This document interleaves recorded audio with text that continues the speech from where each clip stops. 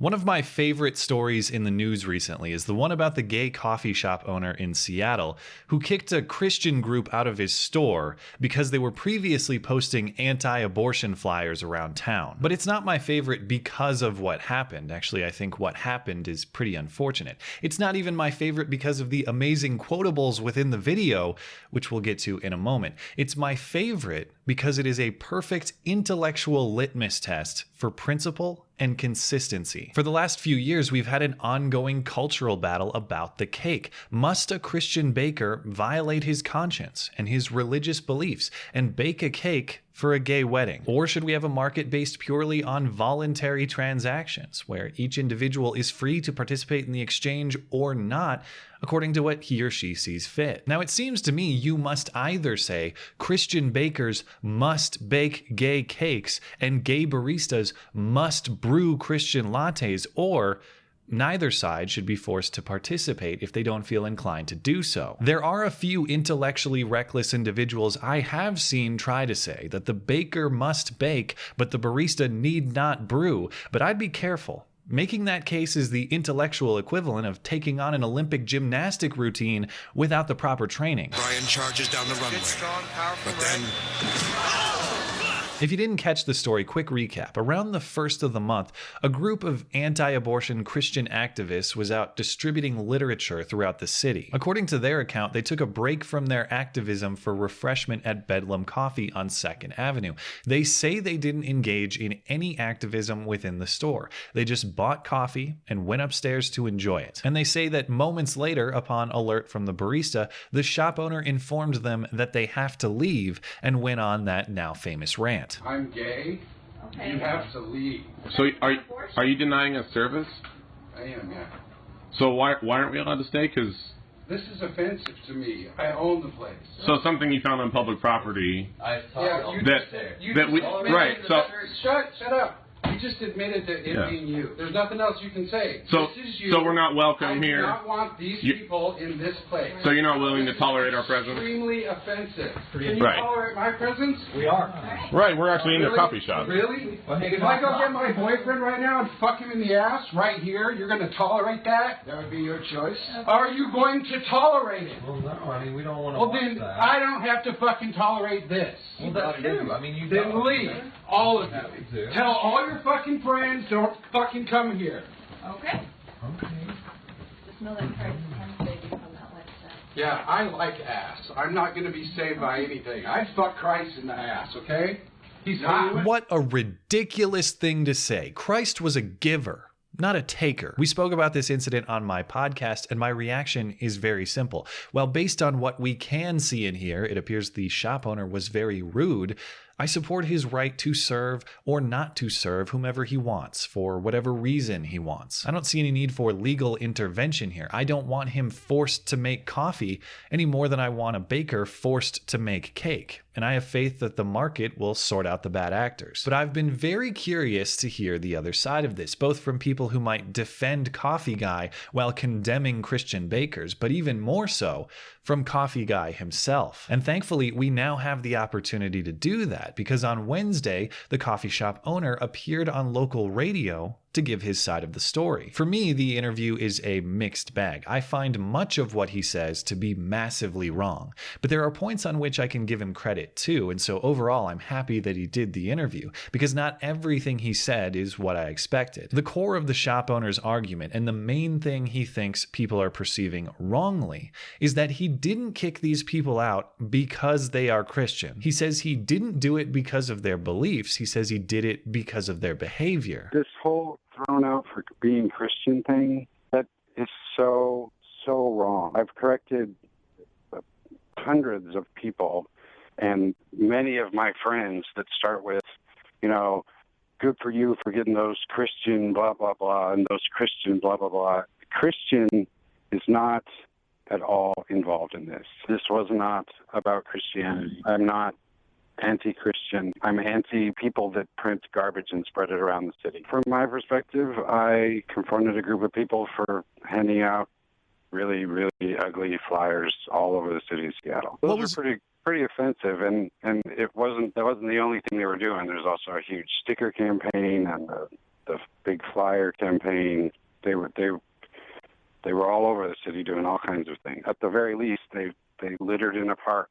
Okay. They were thrown out for littering. So what he's trying to do here is draw a distinction between conduct and viewpoint. He's saying it's not about the viewpoint. He'd be upset with anybody who engaged in this conduct and kick them out accordingly. But that's an explanation that doesn't work for me for several reasons. First, he implies they were committing some sort of offense or maybe even some minor crime by saying they were littering. Are we to believe that he screens everyone at his shop for a criminal record? Are we to believe that he enforces a no convicts policy at his store? Or maybe he's just concerned about littering, but how does he check who is and is not a litter bug before serving them coffee? He doesn't. And I guarantee you he serves litter bugs and serious criminals alike all of the time. Probably every day. And by the way, there's no evidence that this Christian group committed any crime. Distributing literature is called free speech. That's definitionally not a crime. Second, if it's not the viewpoint that made him kick out the Christians,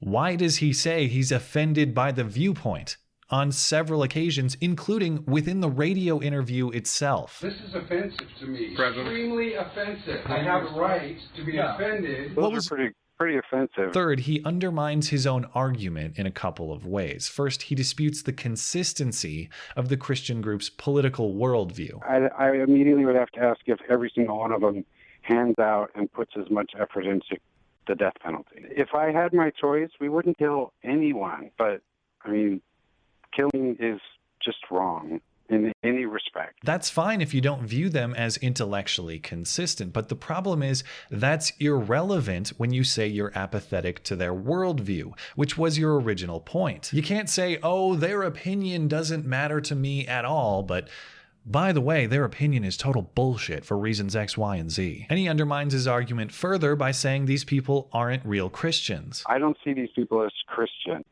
Christians don't go around spreading hate. Well, again, I don't defend their tactics and I don't share their exact viewpoint, but they're passionate about a cause that I think because they're passionate about it, not because Jesus taught them to be passionate about it. No, but I mean, Jesus didn't say, go print some really ugly flyers and hand them out all over the place. Okay. Funny how quickly the respect all identities narrative becomes the no true Scotsman narrative as soon as the politics come into conflict. Again, your original premise, coffee guy, is that you don't care if these people are Christian or not. If so, whether you consider them real Christians or fake Christians is an irrelevant question. So ultimately, I'm unpersuaded that he doesn't care about viewpoint, and this isn't viewpoint discrimination. In fact, everything he says leads me to believe this is entirely viewpoint discrimination. And again, I think he's well within his rights to discriminate on that basis. I just think he's mistaken in arguing that he isn't doing that. But it gets worse. He moves on from intellectual dishonesty to baseless attacks and accusations. I have Christian friends that choose to preach education and support as an opposition to abortion. They do not choose to confront people and picket funerals and bomb clinics. There's a lot better ways to get this message to women without scaring them or horrifying them. I want to be clear. There's nothing from this group that suggests they picket funerals and bomb abortion clinics. There's nothing connected with this group in that sort of activity. Well, Westboro didn't start by picketing funerals either. They all kind of look the same considering the rhetoric. It's all the same. How am I supposed to know that these aren't the kind of people that picket funerals? How are you supposed to know these aren't the type of people to picket funerals? I don't know. Maybe by not presuming such things to be true without any evidence whatsoever? I suspect this guy would be upset if I presumed that he's HIV positive or a pedophile. And rightfully so, because not everybody in the gay community fits a negative stereotype, which is also true of the Christian community, which you acknowledge when you argue these people aren't real Christians. You can't simultaneously argue that we shouldn't lump your good Christian friends in with these people while saying they're all the same and you can't tell the difference between any of them. And these poor arguments are even more frustrating because they aren't the best arguments he has available to defend himself. He saves his best for last, but it's unfortunately buried under all of the previous nonsense. sense. The host discusses the inconsistencies of state authorities who have targeted a Christian florist for refusing to serve a gay wedding, and presumably those same authorities won't target coffee shop guy. But coffee shop guy says he doesn't think the florist should be forced to do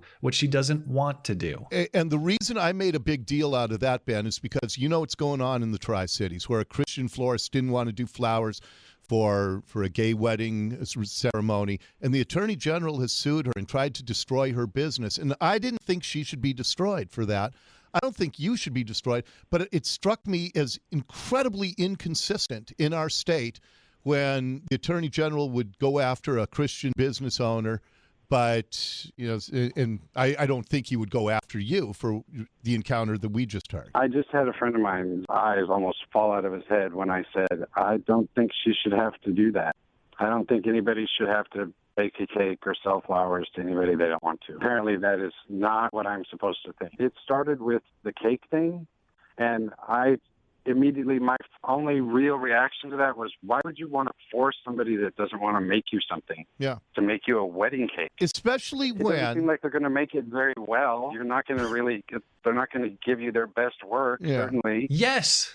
That's it. It's so frustrating to sit through so much insanity to find the nugget of sensibility. That's the defense he should have made up front. Look, as a business owner, I believe that I have the right to engage or not engage in business according to my conscience. And these people violated my conscience, and so I asked them to leave. Now, I could have handled myself better. I regret the outburst, but I have the right to operate my business according to my beliefs and my principles. And that's all you have to say, and you'll get the respect of people like me. You had a consistent, principled argument ready to go, and instead you opted to open with an unnecessary and impossibly difficult intellectual gymnastic routine. Don't make life harder than it has to be. Stake out your principles, apply them consistently, and defend them unapologetically. It's not a recipe for universal agreement, but it is a recipe for widespread respect. And if you're in business, that's a recipe far more important than any other on the menu. Thanks as always for listening and for supporting this channel. Always appreciate that thoughtful discussion down below,